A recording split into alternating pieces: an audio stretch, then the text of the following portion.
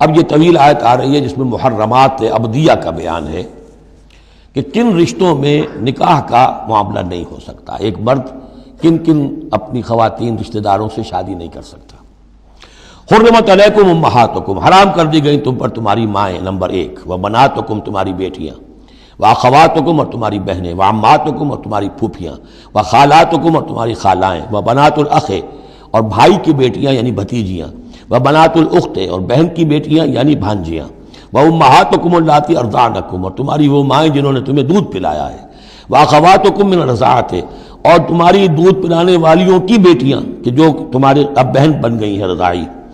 وامہات نسائکم، اور تمہاری بیویوں کی مائیں یعنی ساس جن کو ہم کہتے ہیں خوش دامن،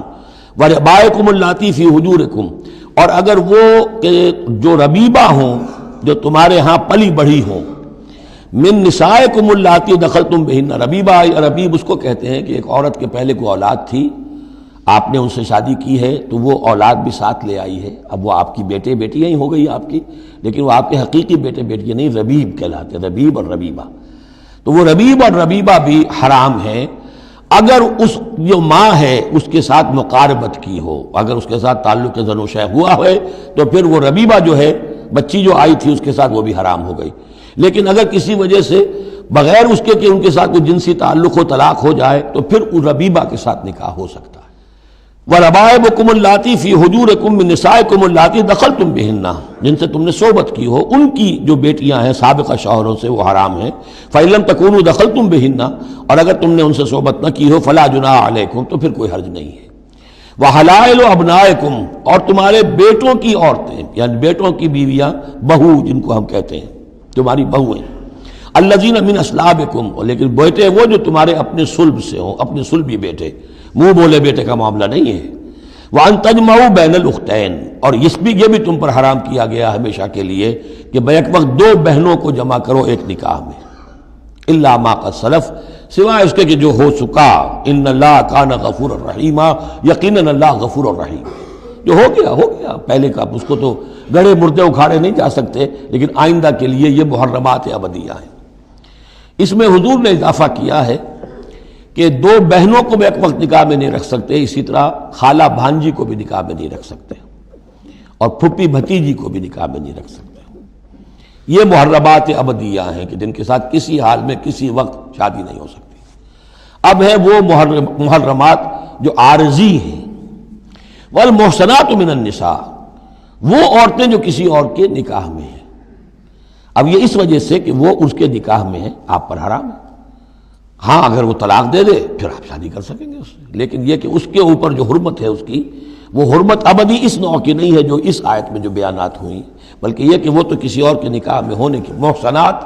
حسن کہتے ہیں قلعے کو، جو قلعے میں ہیں، پہلے ہی ایک خاندان کے قلعے کے اندر ہیں وہ، اور شوہر والیاں ہیں، الا ما ملکت ایمانکم، سوائے یہ کہ ان میں سے کوئی تمہارے ہاں کنیز بن کر آ جائے۔ اب ظاہر بات ہے جنگ ہوئی ہے، وہ عورتیں جو ہیں مشرک مردوں کی بیویاں ہیں، وہ لونڈیاں بن کے آ گئی ہیں، تو اگرچہ وہ بیویاں ہیں مشرکوں کی، محسنات ہیں اس معنی میں، لیکن وہ لونڈی کی حیثیت سے آپ کے لیے جائز ہوں گی۔ کتاب اللہ علیکم، یہ اللہ کی کتاب ہے، حکم ہے، فرض ہے تمہارے اوپر۔ وَأُحِلَّ لَكُم مَّا وَرَاءَ ذَلِكُم، اب اس کے علاوہ تمہارے لیے تمام عورتیں حلال ہیں۔ تو آپ نے دیکھا کہ کتنی تھوڑی سی تعداد میں عورتیں ہوئیں کہ جن سے نکاح حرام ہوا، باقی کثیر تعداد، یعنی مباحات کا دائرہ بہت وسیع ہے، محرمات کا دائرہ بہت محدود ہے۔ ان تبتغوا باموالکم، لیکن یہ کہ اس کے لیے نکاح ہوگا مہر دے کر، اموال کے ساتھ تم اس میں نکاح کرو۔ محسنین، نیت ہو گھر میں بسانے کی، قلعے میں لانے کی، غیر مسافرین،